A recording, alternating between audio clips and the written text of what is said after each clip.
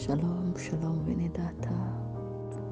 Twongeye kandi gushimira Imana yongeye kuduha umunsi mwiza kugira ngo tuwishimiremo, umunsi w'umugisha, umunsi w'ibyishimo, umunsi wo kongera kuvuga kugira neza kwayo. Turayishimiye rero ko yaduhaye umwuka, tukaba duhumeka umwuka w'abazima, yatwemereye kuza mu maboko bikemera, yatwemereye kuvuga bigakunda. Ubu ni ubuntu bwayo. Turashimira Imana iturinda ku munsi ku wundi, ikaturinda impanuka, ikaturindira abavandimwe, ikaturindira ababyeyi, ikaturindira igihugu, ikaturindira itorero, ikarinda buri kintu cyose, ikaduhisha imyambi y'umwansi, bugaca bukongera bugaca kubw'imbabazi zayo gusa. Rero twongeye kuyishimira kuri uyu munsi mwiza, kuno kwezi yaduhaye kwa cumi ngo tukubemwo, kandi nezera neza yuko kuno kwezi kuzatubera ukwezi k'umugisha, ukwezi k'ubutsinzi, ukwezi ko kugendererwamo mu bundi buryo, mu yindi dimension. Turashimira Imana rero iyo itwemereye ikaduha uyu munsi mwiza.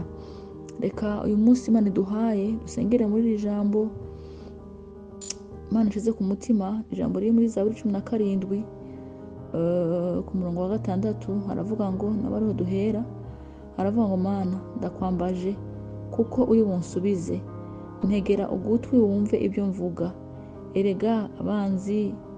Erega imbabazi zawe zitangaza, wewe ukiza abakwiringira, abaguhagurukira ubakirishe ukuboko kwawe kw'iburyo. Undinde nk'imboni y'ijisho, umpishe mu gicucu c'amababa yawe, umpishe abanyabyaha banyanga, nibo banzi banje bashaka kunyica bangose.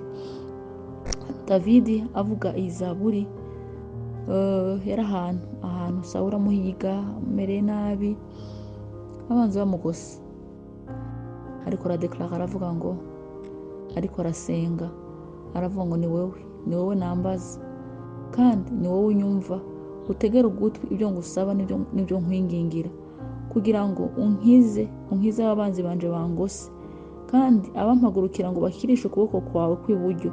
Undinde nk'imboni y'ijisho, umpishe mu gicucu c'amababa yawe, umpishe abanyabyaha banyanga, nibo banzi banje bashaka kunyica bangose.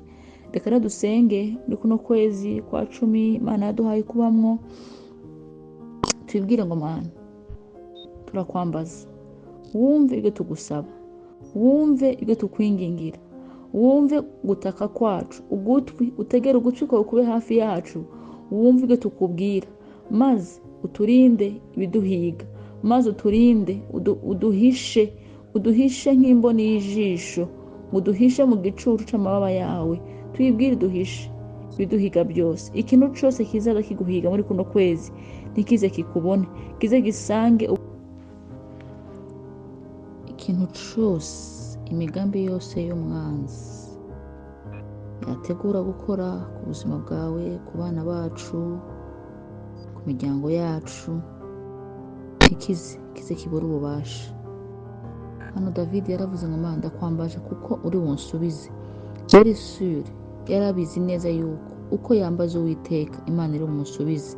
Natwe ntabwo dushidikanya, dufite kwizera yuko uko twambaza Uwiteka, uko dusaba, uko tubwira Uwiteka ngo tugirire gutya, ibyo uri gusaba Imana mu mutima wawe, ico wifuza ku Mana, wizere yuko izagusubiza muri kuno kwezi kwa 10. Ico wifuza kugeraho, umenye neza yuko Imana yacu ni Imana ifite amatwi yo kumva, ni Imana igira neza, ni Imana itegeka ibiri mu isi byose, byumva ijwi ryayo. Reka rero tubwire Imana ngo, Mana turakwinginga, turasaba protection, ibitero byose, imigambi yose y'umwanzi ntize yigere yegera ku mahema yacu.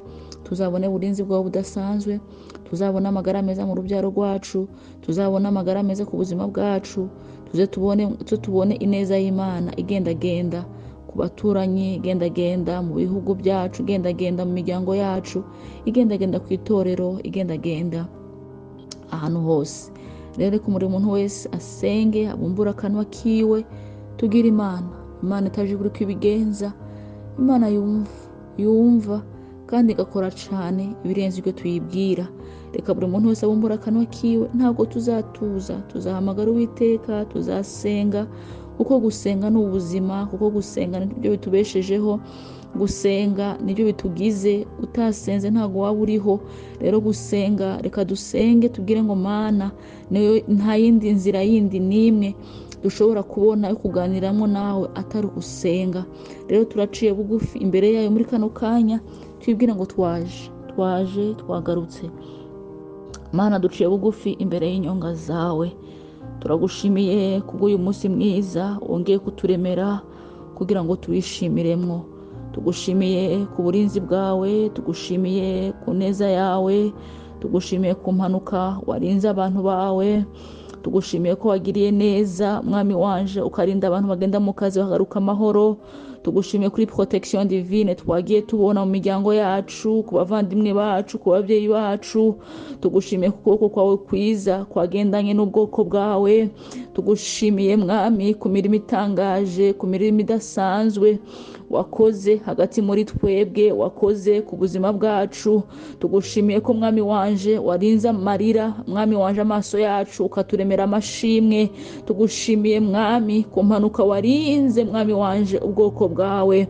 Ndagushimiye ko wabagiriye neza. Ndagushimiye ku mubyeyi warinze impanuka uyu munsi, ukaba wamuzigamye, ukaba mwami wanje wamurinze, akaba mwami wanje wamugejeje mu rugo amahoro, kandi mwami wanje akaba ategeze akomereka ahantu na hamwe. Ndagushimiye kuko kwawe kwiza ukomeje kubana natwe, ukomeje kubana n'imiryango yacu.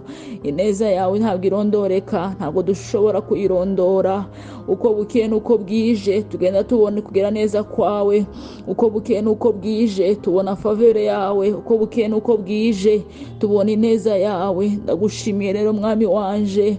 Oh haleluya, turashima iyo neza yawe, turashima ubwo buntu bwawe, turashima izo mbabazi zawe, imbabazi zatoranije zikatugira abana mu rugo, imbabazi zadugize abami n'abatambyi, imbabazi zawe zatwiyegereje zikatugira abana. Turagushimiye, turaguhaye icubahiro ko watugize inshuti zawe.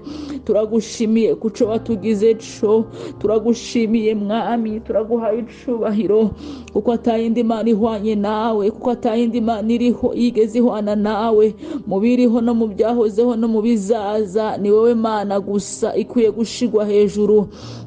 Rero turavuga ngo reka izina ryawe rishigwe hejuru, reka izina ryawe ryubahwe, reka ibihumeka byose bivuge gukomera kwawe, reka ibiriho byose bicishwe bugufi, izina ryawe ryo rishigwa hejuru. Turavuga ngo reka izina ryawe ryubahwe, turavuga ngo reka mu mahanga yose abatuye isi bose bavuga ngo izina ryawe ryo rishigwa hejuru. Mbega niyihe yindi Mana yaduhumuka duhumeka atari wewe? Mbega niyihe yindi Mana itubera amaso dusinziriye atari wewe? Mbega niyihe yindi Mana yambukije Abisirayeli inyanja itukura atari wewe? Mbega niyihe yindi Mana yaduheka ku mugongo nkuko duhetse ku mugongo atari wewe? Erega nta yindi Mana, nta yindi Mana, nta yindi Mana, nta yindi Mana iriho. Oh, nta yindi Mana twabonye idufata ukuboko iduhisha atari wewe. Nta yindi Mana twabonye tugaburira, nta yindi Mana twabonye duha amazi atari wewe, nta yindi Mana twabonye tugaburira abana, twigishiriza abana atari wewe. Nta yindi Mana twabonye itanga amagara meza atari wewe.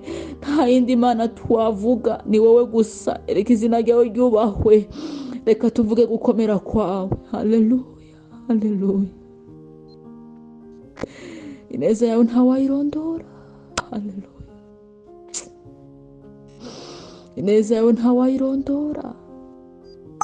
Turazirikana iyo neza yawe itwicaritse aho turi uyu munsi. Turazirikana iyo neza yawe idushize aho turi uyu munsi. Turazirikana iyo neza yawe yatugize abo turi uyu munsi. Turayizirikana. Niyo mpamvu imitima yacu itazigera yibagirwa.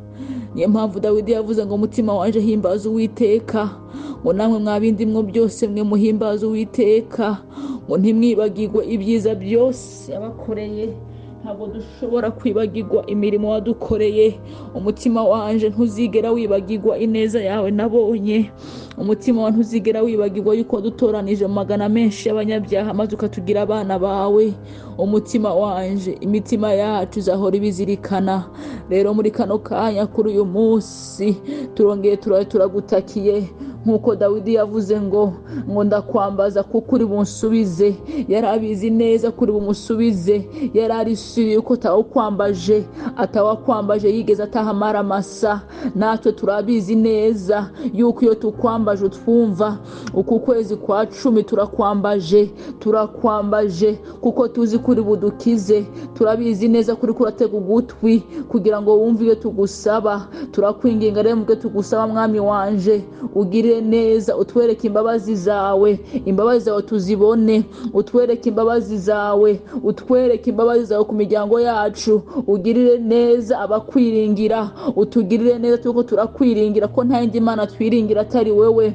Ni wowe twiringira ntudukoze isoni. Turakwiringira rero mwami wanje, turakwiringira muri kino gitondo, turakwiringira mwami wanje kuri uyu munsi ngo utugirire neza, ngo uduhishe, wongere uduhishe abaduhagurukira bose mwami, ibiduhiga byose mwami uduhishe. Ukuboko kwawe kwiza kw'iburyo abariko kudukiza imigambi y'umwanzi. Turagushimiye ukuboko kwawe kwiza guhari kugira ngo kudukomeze, kudufate. Imigambi yose y'umwanzi turayiburijemwo mu izina rya Yesu Kristo.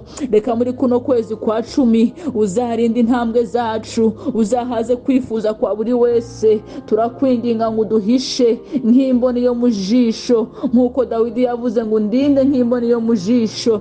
Yarabizi neza ko imuhiga ari byinshi, imyambi umwanzi yohereza ni myinshi ku munsi ku wundi, ariko turakwinginga gitare, turaguhamagara mubyeyi mwiza ngo uturinde nk'ijisho, uturindire abana nk'ijisho ry'imboni yawe. Uduhishe, wongere uduhishe n'abacu bose. Imyambi yose umwanzi yakohereza, ibitero by'ubugwayi, ibitero by'ubukene, ibitero bidusubiza inyuma mu mwuka, reka mwami uduhishe ntibitugereho, tube proteje. Uburinzi bwawe butugaragareho mwami. Turakwinginga ngo uduhishe, wongere uduhishe n'abacu bose. Yongera aravuga ngo umpishe abanyabyaha banyanga, nibo banzi banje bashaka kunyica bangose. Ibiduhiga byose mwami, intambara zose, ibitero byose umwanzi yatereka mbere yacu muri kuno kwezi kwa 10 ntibikatubone. Turishinganisha mu maraso yawe, turashinganisha urubyaro rwacu mu maraso yawe, turashinganisha ubuzantu bakora mu maraso yawe, turashinganishije imirimo abantu bakora mu izina rya Yesu Kristo. Reka ibyo bakora byose bize bigende neza, reka ibyo bakora byose mwami, imyambi yose umwanzi uzohereza ntibize bifate ubusa mu izina rya Yesu. Ndadeklara sans effet ku migambi yose mibi y'umwanzi, ndadeklara sans effet ku migambi yose mibi y'umwanzi muri kuno kwezi kwa 10. Reka tubone ubutsinzi bwawe, abantu baze bagendere mu mbaraga zawe, abantu baze bagendere mu butsinzi bwawe. Ibendera y'insinzi, ibendera y'amashimwe, abari izavuga, abari izaganza mu miryango yacu, abari izagaragara ku bwoko bwawe. Ndavuga ngo mu izina rya Yesu Kristo, reka abantu ibyo bazokora byose mwami bize bigende neza, baze babone imbabazi zawe mwami wanje. Abazo zizobitangira imbere, zibavuganire mwami. Reka tubone imbabazi zawe ku bana bacu, tubone imbabazi zawe ku ngo zacu. Amahoro yawe azategeke mu miryango y'abana bawe kuno kwezi. Hagira ibintu bivuka mu izina rya Yesu Kristo. Genderera mwami wanje abatari ko barabona igisubizo cyuko bizagenda muri kuno kwezi. Turavuga ngo mu izina rya Yesu Kristo, ngwino wamurikishirize umuco wawe, ubacira inzira, ubiyereke, uzubaremere mwami wanje mu mahoro n'ibyishimo. Uzubahishurire amahoro yawe n'ibineza neza, ngo bize bisesekara mu miryango yacu. Turagushimiye rero mwami wanje kushize uburinzi ku ngo zacu. Nta kibi na kimwe kizigera cegera imiryango yacu n'abana bacu. Ndagushimiye kuko umirika ibi cyose. Abari mu kazi baze bagakore neza, ibyo bazakora byose bize bigende neza. Turagushimiye mu buryo bw'umwuka mwami, uzatwagure inyota yo kukwegera no kugusenga no gusoma ijambo ryawe bize bigwire muri twebwe. Abana bacu uzabagira imitwe, ntuzabagira imirizo ku mashuri biga, uzabahe ubutsinzi. Abazaja mu kazi bose, ibyo bazakora byose uhora ubagira imitwe mu byo bakora. Ndagushimiye, ndaguhaye icubahiro ko ari we bendera ryacu, ko ari we mahoro yacu. Ndongeye kandi mwami kukwinginga ngo turakumira umwuka wa aksida, turasenya ibicaniro byose, turasenya imbaraga z'umwijima ziteza ama aksida mu izina rya Yesu Kristo. Ndananiza uwo mwuka, ndananiza iyo mbaraga muri kano kanya. Ndavuze ngo reka umuriro wawe, ndavuze ngo reka imbaraga zawe zigende zisenye uwo mwuka w'impanuka. Ndawunanije mu izina rya Yesu. Umwuka w'umfiziri premature, ndabizi neza ko umwanzi aba yateguye imigambi mibi ku bantu bawe. Nanje ndayinanije. Ijambo ryawe rirambwira ngo waduhaye ubasha n'ubushobozi, ibyo tuzaboha mu isi no mu ijuru bizabuko. Natwe turabosha iyo mbaraga, turananije uwo mwuka mu izina rya Yesu Kristo. Ndavuga ngo reka imbaraga zawe, lodala masinda la tolia bashaya, ndavuze ngo reka imbaraga zawe zigende zisenye ibicaniro byose by'urucantege bisubiza abantu inyuma. Ndadeklara mu izina rya Yesu Kristo, reka abantu bave mu bwiza ngo baje mu bundi, kuko ari we nsinzi yacu, kuko ari we gakiza kacu. Ndagushimiye, ndaguhaye icubahiro kuko ari wowe Mana yacu, kuko ari we byiringiro bidakoze isoni, kuko ari we nsinzi yacu. Ndagushimiye kubikoze kandi izina ryawe rikomeje gushigwa hejuru. Abagenda mu byo bakora byose, imbuto yose batera ureke mwami yunguke, ico bakora cyose kigende neza. Uhezagira imirimo y'amaboko yacu, ibyo dukora byose Mana ubihe umugisha. Turagushimiye, turaguhaye icubahiro ko ari we bendera ry'agakiza kacu. Turaguhaye icubahiro ko kuno kwezi buri muntu wese uzamuremera impamvu ituma gushimira. Ndagushimiye kuguha umunsi mwiza waturemeye kugira ngo tuwishimiremwo. Ibendera ryawe, gukomera kwawe reka bikomeze gutegeka mwami waje mu buzima bwacu no mu miryango yacu. Turagushimiye, turaguhaye icubahiro kubw'insinzi y'agakiza waduhaye. Turagushimiye, turaguhaye icubahiro ko ari wewe byose, ko ari we gakiza kacu, ko ari we mahoro yacu. Ishimwe n'ikuzo reka bikomeze kuba ibyawe mu bwoko bwawe no mu bana bawe. Abantu bawe bakomeze kugendana amahoro yawe n'ubwiza bwawe. Ibendera ryawe rikomeze gukora, rikomeze gushigwa hejuru. Abatarakumenya bakumenye, abatarakizwa binangira imitima, baha imitima ikugarukira, baha imitima ikwegera, kugira ngo mwami wanje bazabone kuri wa munsi nawo mwami wanje bazobe bari kumwe nawe. Ndagushimiye, ndaguhaye icubahiro kuko abo umwanzi yafatishije igitugu ubagarukanye mu gihongore cawe. Urakoze gitare c'amahanga, tubisenze mu izina ryawe ryera Yesu Kristo wapfuye kandi akazuka. Amen.